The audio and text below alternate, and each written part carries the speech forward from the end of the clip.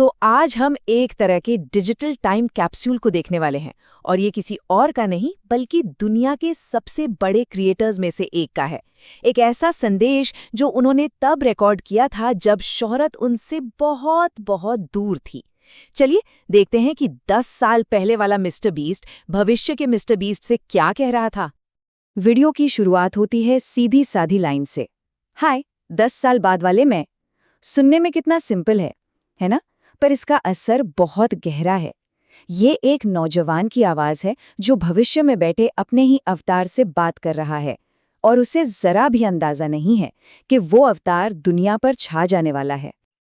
देखिए, वीडियो बना 2015 में और दुनिया के सामने आएगा 2025 में।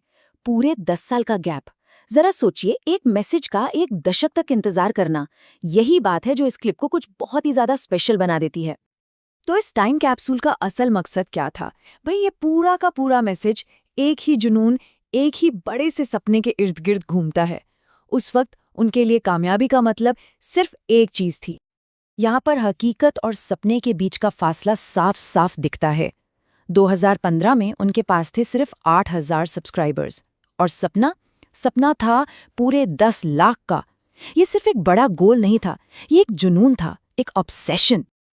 ये लाइन चौंका देती है। जरा सोचिए, कितना ज्यादा प्रेशर, कितना ज्यादा दबाव डाल रखा था उन्होंने खुद पर। उनके लिए ये सिर्फ एक नंबर नहीं था, नहीं, ये उनकी पूरी जिंदगी की कीमत थी।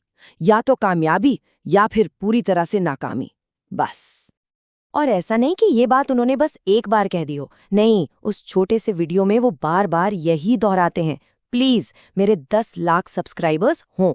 ये दिखाता है कि वो उस लक्ष्य के लिए कितने जुनूनी थे और साथ ही उसे हासिल ना कर पाने का डर उनके अंदर कितना गहरा था। लेकिन 10 लाख सब्सक्राइबर्स के इस बहुत बड़े सपने के पीछे एक आम सा टीनेजर भी तो था। एक ऐसा लड़का जिसकी जिंदगी के कुछ हिस्से बेहद नॉर्मल, बेहद अपने से लगने वाले थे। तो एक तरफ तो यूट्यूब का इतना बड़ा सपना था और दूसरी तरफ वो एक आम जिंदगी के बारे में भी सोच रहे थे, जैसे हाई स्कूल पूरा करना है, फिर कॉलेज जाना है, हो सकता है शादी भी हो जाए। ये दिखाता है कि उनके बड़े लक्ष्य के साथ साथ एक सामान्य भविष्य की उम्मीद भी चल रही थी। पर इन सब बड़ी बड़ी योजनाओं के बीच में उस एक पल में उनकी जो सबसे बड़ी टेंशन थी, वो कुछ ऐसी थी जो शायद हम सबको बहुत जानी पहचानी लगेगी। जी हाँ, एक तरफ 10 साल के भविष्य की प्लानिंग चल रही है और दूसरी तरफ दिमाग में क्या चल रहा है कि अरे यार, मुझे तो हिस्ट्री के टेस्ट के लिए पढ़ना चाहिए था। ये एक टीनेजर की बहुत ही सच्ची और सच कहूं तो काफी मजेदार हकीकत है। लेकिन सपनों और उम्मीदों के साथ साथ ना इस मैसेज में गहरे डर भी छिपे थे, भविष्य को लेके चिंताएं भी थीं। तो ये सिर्फ सपनों का नहीं बल्कि शक और संदेह का भी एक दस्तावेज है।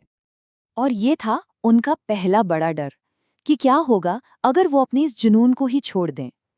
ये एक ऐसा सवाल है जो शायद हर क्रिएटर के मन में कभी न कभी आता है। क्या उनका ये पैशन, ये जोश वक्त के साथ ठंडा पड़ जाएगा? और इसी डर से जुड़ा था लोगों की नज़रों में फेल हो जाने का डर, दुनिया की नज़रों में एक लूजर कहलाने का डर। इससे पता चलता है कि वो अपनी पब्लिक इमेज को लेकर कितने ज्यादा परेशान थे। और फिर आता है उनके इस मैसेज का सबसे चौंकाने वाला और सबसे गहरा सवाल। ये उनके मन की कच्ची, अनफिल्टर्ड सच्चाई को दिखाता है, जहां वो जिंदगी और मौत जैसे सबसे बड़े सवाल से भी जूझ रहे थे। तो अब 1 दशक के बाद इस मैसेज के क्या मायने हैं? इसे समझने के लिए हमें ये याद करना होगा कि उन्होंने ये सफर शुरू कहाँ से किया था। सिर्फ 8,000 सब्सक्राइबर्स। बस ये नंबर याद दिलाता है कि हर बड़े साम्राज्य की शुरुआत कितनी छोटी और मामूली हो सकती है। आज उनकी जो जबरदस्त कामयाबी है, उसे देखते हुए ये नंबर सच में यकीन करने लायक नहीं लगते। ये उनके खुद के शब्द हैं। उन्हें अंदाजा तो था कि वो बदल जाएंगे, पर उन्हें शायद ही ये पता था कि ये बदलाव कितना बड़ा, कितना असाधारण होने वाला है। ये लाइन तो उनकी भविष्यवाणी से भी कहीं ज्यादा सच साबित हुई। और आखिर में हम बस इसी एक सवाल के साथ रह जाते हैं। ये कहानी सिर्फ एक यूट्यूबर की नहीं है। ये कहानी है समय की, बड़े बड़े सपनों की और जिंदगी के उन अप्रत्याशित मोड़ों की जिनके बारे में हम कभी सोच भी नहीं सकते। वाकई सोचने वाली बात है ना?